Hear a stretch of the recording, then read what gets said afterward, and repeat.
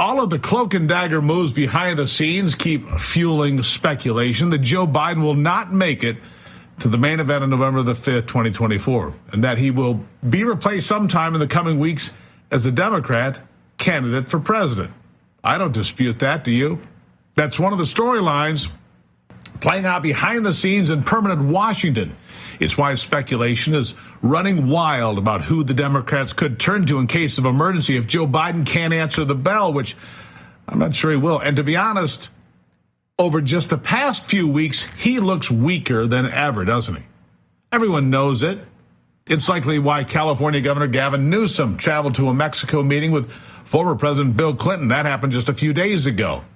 It's also why Michigan's Governor Gretchen Whitmer has quietly assembled advisors and fundraisers in the shadows that are ready to go on a moment's notice and kick a campaign into high gear within 48 hours if Joe Biden goes out sometime between Super Tuesday and the Democrat convention in Chicago, which is set for later this summer. By the way, that is exactly one of the 10 surprises being predicted for this year by Michael Sembalist. He heads the Market and Investment Strategy Unit at J.P. Morgan Chase. Sembalist is also predicting a near total rejection of self-driving EVs because of growing safety concerns. And listen to this, blackouts in key swing states, specifically Pennsylvania and Wisconsin before the elections. Can you imagine the impact on voters if blackouts hit this summer? Could be something huge. And Sembalist is not the only prognosticator warning that Joe Biden will not make it to the finish line. No.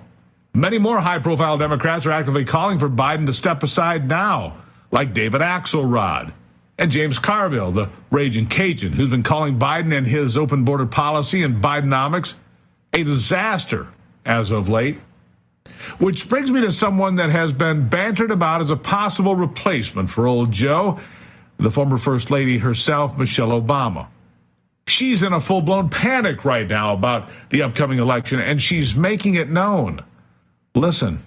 You wonder, where are we in this? Where are our hearts? What's going to happen in this next election? I am terrified about what could possibly happen because our leaders matter. Who we select, who speaks for us, who holds that bully pulpit. It affects us in ways that sometimes I think people take for granted.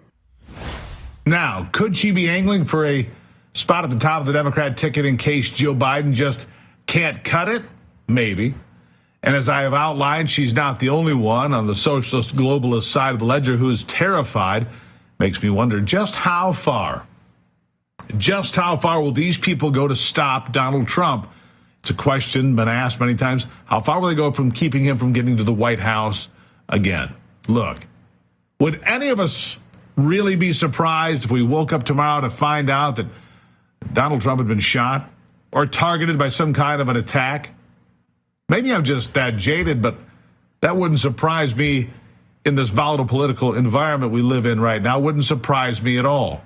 Where radicals on the left actually believe that in order to save America and American democracy, our republic, they have to destroy it. That's apparently what they believe. And their media cohorts regurgitate that filth almost without regard to whether it's true or not, because I don't think they care. I think many of those people actually fantasize about Donald Trump being killed. In fact, it happened earlier this week, in case you missed it, with a group of reporters waiting outside one of those courthouses for the former president to arrive and be in attendance. Listen to this. If he's driving, we've got a good shot. Yeah, if he's driving with the front window open. Yeah, or if it's a convertible. Yeah. I wasn't thinking about that. Yeah. Like if he just pulls up like JFK. It's like a JFK, just like they told JFK, you know what you should do? You should take a convertible. It's so nice out here. Yeah, can you believe that that's what they're standing there talking about? If he was out the window or JFK in a convertible, this is the conversation these people are actually having on the curb outside a place where Donald Trump is coming to appear. These are journalists in America today. Pretty remarkable, isn't it? Pretty frightening, isn't it? that this is the conversation that these journalists would be having. And again, would you be surprised to hear that Donald Trump was attacked? How far are they willing to go? That really is the question that we're trying to get to the bottom of as they regurgitate this filth every single day. Yeah, every single day they do that. Members of the press joking about how they could get a good shot and jokes about a JFK convertible. To me, it sounds like these people are actually rooting for the worst possible thing to happen in America so that the man they don't like, a man that scares them the most, cannot be on the ballot, no matter what it takes to make that happen. It is truly sick stuff right there.